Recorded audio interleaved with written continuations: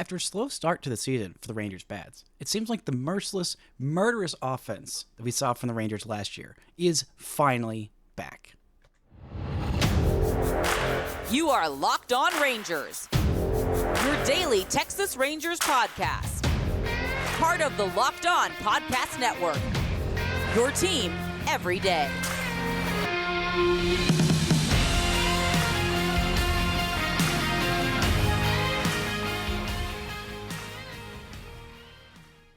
You are locked onto the World Series champion Texas Rangers. I'm Bryce Patrick, a cripplingly addicted Texas Rangers fan covering this team for 11 seasons, including all 6 as the founder and host of this podcast.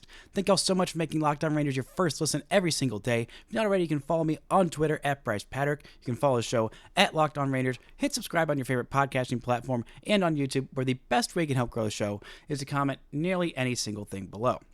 And before we get into this offense finally waking up and looking like the old version of itself, a big start from Jose Urena and a little bit of frustration from a bullpen in a game that should never have gotten this close. This episode is brought to you by eBay Motors. From brakes to exhaust kits and beyond, eBay Motors has over 122 million parts to keep your ride or die alive. With all the parts you need, the prices you want, it's easy to bring home that big win. So keep your ride or die alive at ebaymotors.com. Eligible items only, exclusions apply. eBay Guaranteed Fit, only available to U.S. customers. Now, the Rangers waited the last couple of games on Sunday and on Monday until the 8th inning and the 9th inning and the 10th inning to really start their offense to, actually score runs. It looked like, oh boy, the Rangers might get shut out in both those games by pitchers that were not exactly elite. And then the Rangers turned it on and stole back-to-back wins. The Rangers are now riding a 4-game winning streak because in that 4th game of the 4 straight wins, where the Rangers are now 5 games above 500, alone atop the AL West with a half-game lead on the Seattle Mariners, the Rangers did not wait one pitch to start their offense and their scoring. Because Marcus Semien, the first pitch masher, a first pitch fastball right over the heart of the plate, Mr. Ross Stripling thought, all right, let's start this game off nice and slow. Let's get me a strike one. Let's work a long count. Let's get this guy out and the next guy and the next guy. And let's see how deep I can go into this game because we got a doubleheader coming up tomorrow. So as a starting pitcher of this game, obviously, I got to go pretty deep into the game. That did not happen. You cannot sneak a first pitch fastball right down the plate to Marcus Semien. This guy is incredible at hitting the first pitch of an at-bat or of the game, but especially the first pitch of an at-bat. There was a lot of consternation in the World Series last year, especially with Marcus Semien. Actually, throughout the playoffs, of just Marcus Semien swinging first pitch and usually getting a lot of outs. And there was a lot of frustration of, hey, Marcus, why can't you work the count more? Hey, Marcus, why can't you be a little bit more patient? Hey, Marcus, why don't you just take a pitch? Well, that's not Marcus's style. Marcus Semien swings at the first pitch because Marcus Semien is very, very good at hitting the crap out of the first pitch. Now, last year, on first pitches, 118 plate appearances, he had 9 home runs. He hit .360 with an OPS of 1,084 on the first pitch. Yeah, he should be swinging at the first pitch. When he swung at the first pitch versus when he didn't last year, when he swung at the first pitch, he had an 858 OPS versus an 802 OPS when he took the first pitch. Hit 285 when he swung, 270 when he took that pitch. This year, it has been pretty much night and day when he swung at the first pitch versus when he took it. On first pitches this year, 29 plate appearances, he's hitting .448, slugging .897, a 1345 OPS on the first pitch. He's got 3 home runs, 4 doubles in 29 plate appearances. Now, when he swung at the first pitch overall, after an at-bat where he swung at the first pitch, whether it was one of those home runs or doubles, or whether it was just a foul ball or a swing and miss, whatever it was, when he swung at the first pitch, Marcus Semien this year has a slash line of .328, .348, .642, a .990 OPS. Now, that is in 69 plate appearances, which is a nice sample size. Now, when he has taken the first pitch, 100 plate appearances, the batting average is 108 points lower. The on base is 58 points lower. The OPS is nearly 400 points lower, 392 points lower, to be specific. So you want Marcus Semien swinging at that first pitch. Even for his career, the difference is pretty massive. Nearly a 50-point OPS difference versus when he swung versus when he didn't. And a 930 career OPS on the first pitch of an at-bat in his career in 615 plate appearances. That is a guy you want swinging at the first pitch. And he has been just amazing this season. The overall numbers don't look as impressive as Marcus Semien has truly been on the day and on the year. The fact that he was a triple shy of the cycle in the second inning, ends the day with 4 hits and 5 at-bats, 5 RBIs. The guy has just been on fire. And you look at his baseball savant numbers, and they tell you that he's better than what these numbers are indicating right now. His range factor is outs above average. He is the 100 percentile, 10 outs above average, which is hard to do from second base. His expected batting average is 311. His actual batting average right now is 266, so that should be significantly higher. His fielding run value, number 1 in baseball. Batting run value, top 5% of baseball. Base running value, top 15% of baseball. Again, we knew this about Marcus Semien the last couple of years, but seeing it on display in this way, even though the numbers overall aren't outstanding, he has been absolutely outstanding for the Rangers this year.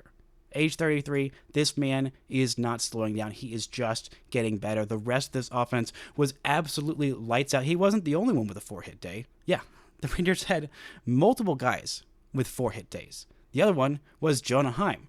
4 hits, 2 RBIs, 3 runs scored. The first 4-hit game of Jonah Heim's career. Of course, it came against his former team. Went into the day with a 276 batting average.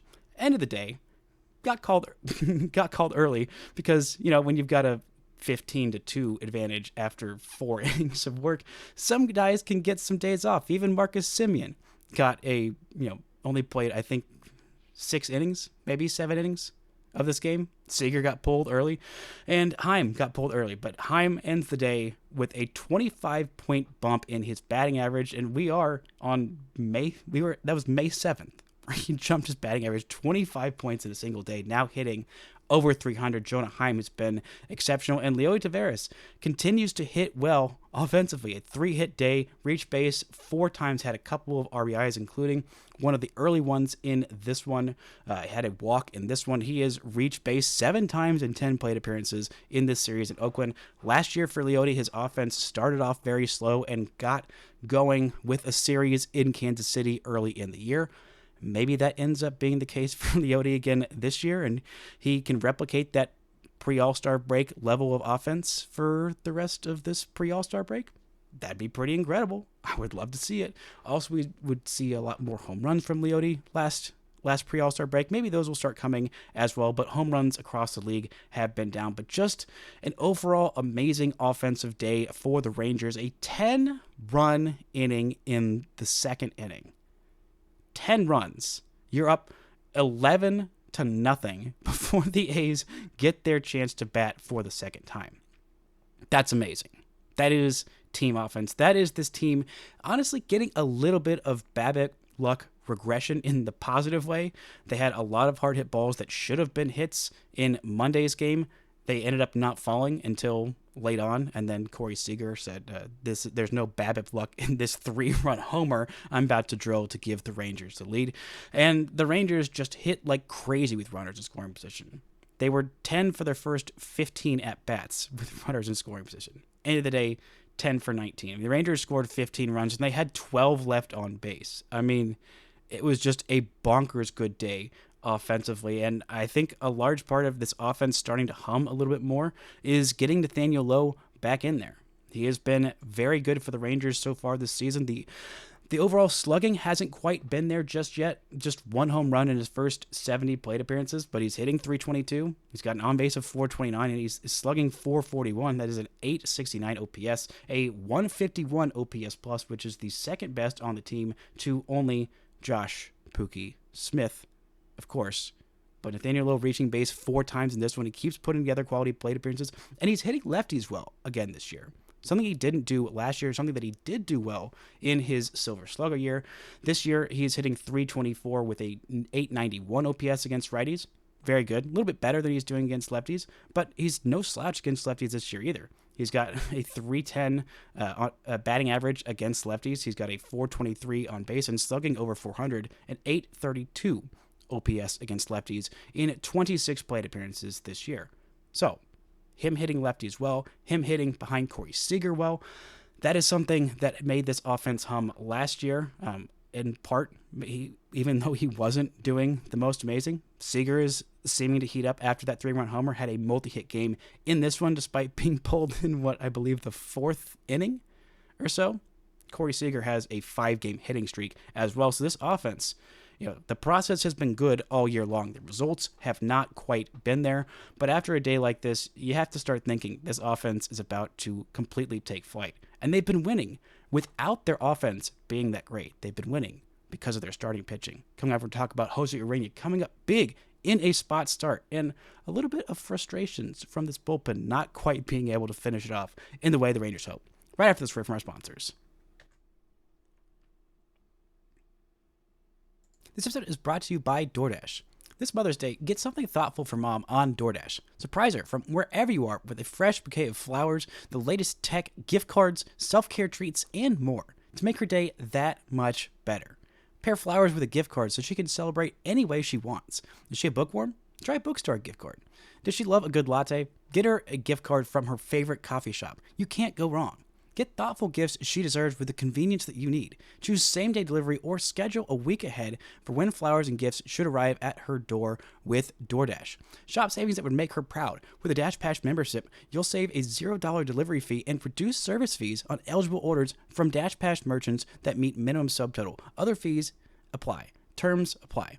Order now and get everything you need for Mother's Day on DoorDash. Use code LOCKEDONMLB to get 50% off your next order, up to $15 when you spend $15 plus on your next flower, convenience, grocery, or retail order now on DoorDash. That's promo code LOCKEDONMLB. Order using DoorDash today. Terms apply. This episode is brought to you by eBay Motors. Passion, drive, and patience. The formula for winning championships is also what keeps your ride or die alive. eBay Motors has everything you need to maintain your vehicle and to level it up to peak performance. Superchargers, roof racks, exhaust kits, LED headlights, and more. Whether you're into speed, power, or style, eBay Motors has you covered. With over 122 million parts for your number one ride or die, you'll always find exactly what you're looking for. And with eBay Guaranteed Fit, your part is guaranteed to fit your ride the first time, every time, or your money back. Because with eBay Motors, you're burning rubber, not cash. With all the parts you need at the prices you want, it's easy to make your car the MVP and you can bring home huge wins. Keep your ride or die alive at ebaymotors.com. Eligible items only, exclusions apply. eBay Guaranteed Fit, only available to U.S. customers. Now, the thing I loved about this offense last year, the thing that made it so good, the thing that I saw very strongly on display in this 15-run outburst against the A's was the relentlessness of this offense. It did not give up at bats. It did not try and do too much. Everybody in this lineup trusted everybody else in this lineup to do their job, to put together good at bats, to have a good process, and usually end up with good results. And if they didn't have a good result in their given at bat, or if the pitcher was too scared of them and was trying to walk them, or just happened to walk them, they weren't going to force things. They're going to pass that baton to the guy behind them, and that guy they trusted to get the job done. Whether it was with a runner in scoring position or just whatever the situation, this team trusted each other to have good at-bats and didn't try and hit a bazillion home runs, didn't try and be a hero, and they just knew that the depth of this lineup would prevail. When you have Jonah Heim, who's an all-star level catcher, one of the best in the game, hitting 8th in your lineup, and Leiter, who is hitting 9th, probably the best 9-hole hitter in the league, when they combine for 7 hits, 4 RBIs, and a walk as well, that's how you know your offense is clicking on all levels. When you're getting 10 runs in an inning, you're up 11-2, and you don't stop there. They put together a 4-run inning in the 4th to really put this thing out of reach. Thankfully, they did, because if they didn't add that 4-run inning, this would have ended up being a save situation where the Rangers had to use the A side of their bullpen because the Rangers bullpen let up 8 runs. And so seeing this offense getting back to that, not having to hit a bunch of extra base hits. Heck, the only home run they hit was on the first pitch of the game. Then they had 3 doubles the rest of the game. Those were the only extra base hits in this one. The Rangers dropped 15 runs. Heck, they dropped 15 runs on Saturday, and they didn't have a single home run. So in a 2-game span where they combined for 30 runs, it was over the stretch of less than a week, they had 1 home run in 2 games where they scored 30 runs. And it was a solo homer. That's what this offense does. That's what it does so well. And since it hasn't been the most consistent offense, the Rangers have relied on their starting pitching, something that was thought to be a huge weakness for this team going into the season. Prognosticators saw this rotation of Nate Eovaldi, John Gray, Dane Dunning, Andrew Heaney, Cody Bradford, Michael Lorenz, and they thought, that rotation just sucks. It's going to be awful. It's going to be old. It's going to be hurt. It's not going to do much of anything. Oh, Jose Urena is their long guy? There's no way he's going to be able to do much of anything.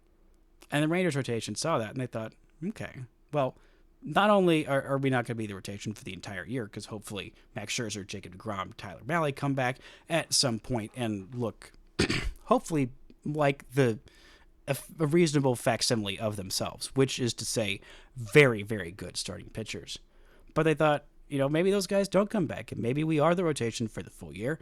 And if that's the case, we're way better than everyone thinks we are. This is a better rotation. This is not a bottom 10 rotation in baseball. So far this year, this has been a top 10 rotation in baseball. You want to look at ERA?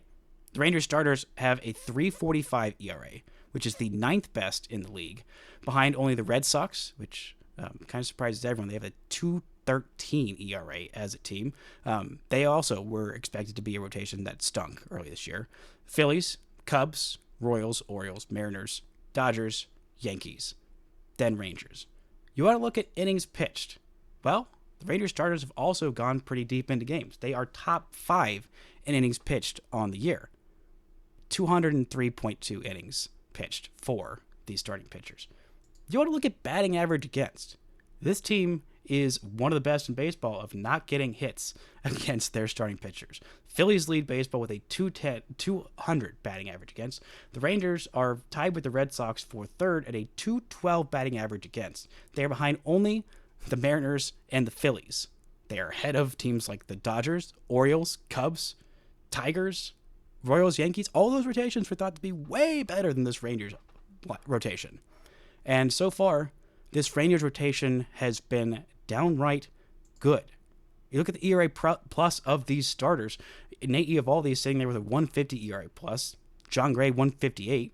Now you're 4 and 5 guys in the rotation. Dunning at 96 ERA plus and Andrew Heaney at 87. Those are the only below average guys in this rotation. And I think Heaney got honestly a little to pretty unlucky in his first start of the season, and even the last couple where he's allowed earned runs that probably shouldn't have been because the defense has let him down.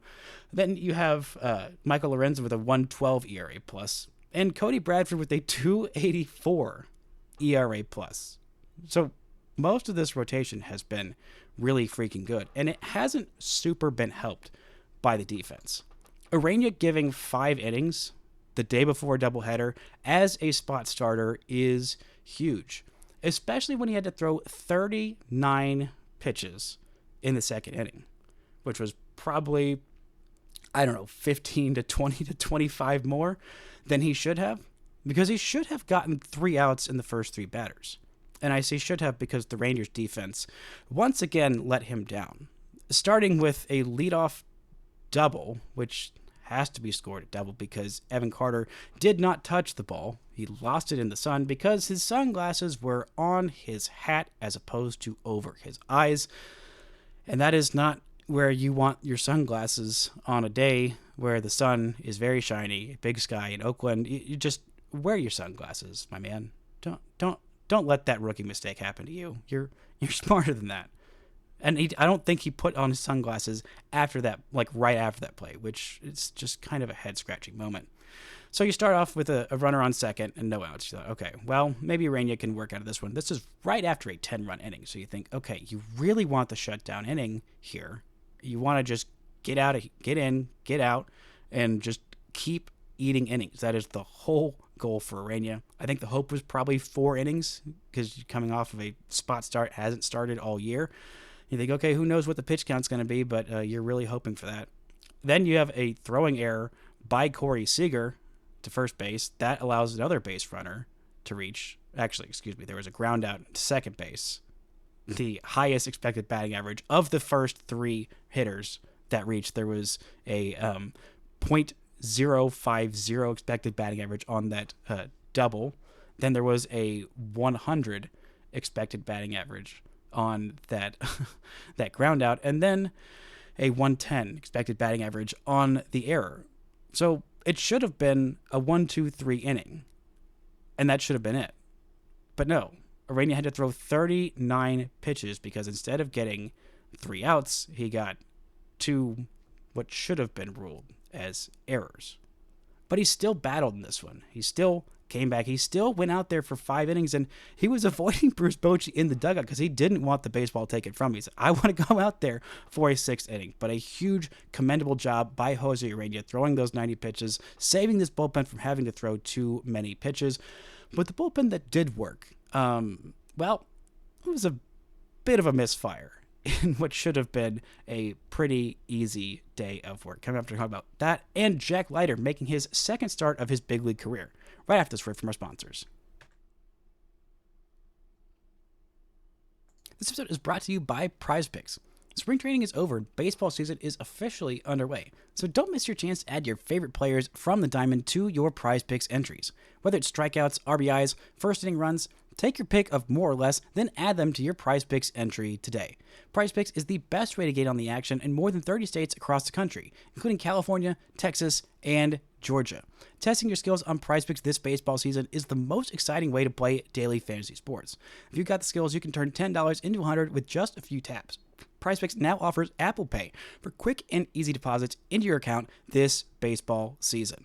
So, download the PrizePicks app today and use code LOCKEDONMLB for a first deposit match up to $100. Again, download the app today, use code LOCKEDONMLB for a first deposit match up to $100.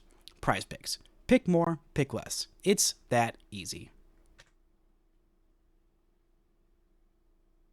Now, Jose Urena did a great job in this one, giving the Rangers 5 innings of what should have been shutout baseball, but again, was ruled 1 earned run. Should have been 0. Should have been 0 runs and 0 earned runs, but alas, I digress. A good performance in a blowout to just go deep into this one, munch those innings ahead of the doubleheader. And the Rangers bullpen was turned over the game, with the state being the biggest blowout you could possibly hope for, 15-2. And in comes Jonathan Hernandez, who had warmed up 3 times in this one. He warmed up in the 2nd inning when things were looking a little bit out of control for Jose Urena. He warmed up again in the 3rd inning where there was some thought of, okay, let's see if Urena can get out of this one. And then he warmed up again before the 6th inning when he finally came in, and the first pitch he throws was a bit of a misfire.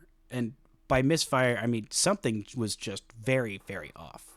He planted weird. He didn't even release the ball. It counted as a pitch that was ball 1, and the training staff, and I believe Bruce Bochy as well, immediately came out to check on him. Things just did not look right, and from that point on, he said, I'm fine, I'm not hurt, but usually when a pitcher has a miscue that badly, something has gone terribly wrong, and they might end up getting hurt on something like that, which is the last thing that you want in a big blowout is for any pitcher to get hurt. You want them to come in, just throw strikes. Throw all strikes. Do not throw pitches out of the zone. Throw them over the middle of the plate. If they give up a homer, fine. You can give up 13 of those home runs before you have given up the lead. You can give up 10 before it's even a close game. Just throw strikes. At least strike 1. And Hernandez, he faced 7 batters. I don't think he threw strike 1 once. He ended up getting 2 outs, but he walked 5 of the 7 batters that he faced, and he just clearly wasn't right. From that first pitch on, it just, something was off mechanically, mental, and then I feel like that led to mentally him just being not quite sharp enough. Even some of the few strikes that he did throw were some generous calls of an umpire who just honestly wanted to go home after a 15-2 start to this game. And frankly, I don't particularly blame him. But he was just not right in this one. In comes Yerry Rodriguez, the sacrificial lamb, who was throwing strikes and giving up some home runs. And honestly, Yerry Rodriguez's 2 1/3 innings, 3 hits, 4 runs, all of which were earned, and a couple of homers. That's a much less maddening performance in a big blowout than Jonathan Hernandez's 0.2 innings with 5 walks and 2 runs, both of which were earned.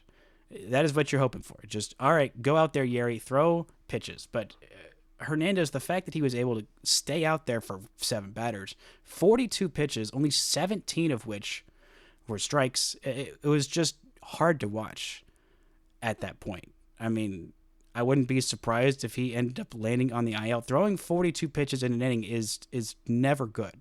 That is way too many pitches for him to be throwing, especially when I believe the last batter that he faced, which I'm pretty darn sure was a walk, he was already at 35 plus pitches when he started against that batter.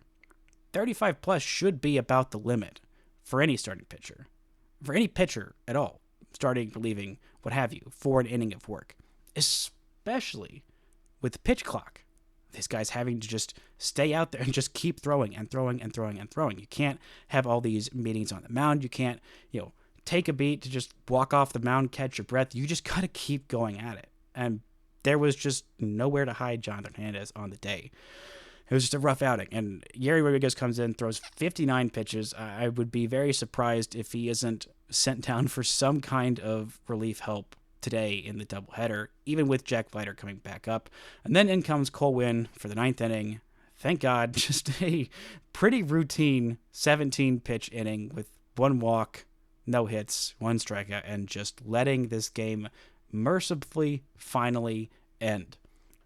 It's hard to make a 15-2 lead after 4 innings, a frustrating game. And the way that it ended was just a very frustrating watch. Honestly, just Hernandez not quite being right. Having a guy warm up 3 times in a game it's not good for him. He's throwing a bunch of pitches before he's even thrown pitches that count. He's already, a little tired. And then he comes in and throws that first pitch that's just not right. It was just set up to be a day that is not great for Hernandez. I'm not going to take this as some big indictment of Hernandez needs to be cut or whatever. I mean, it's a bad day.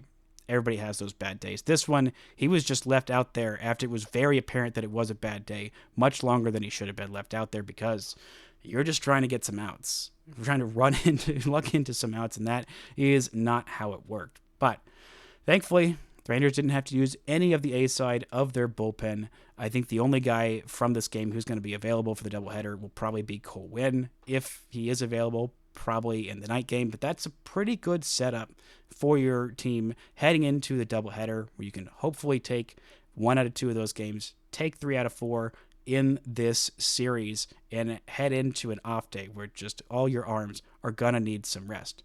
But another arm that is coming up for the doubleheader, for sure, he was already in Oakland as of Tuesday, maybe even Monday as well. But Jack Leiter up here to make his 2nd Major League start, coming off of a couple of impressive outings for him in AAA with Round Rock.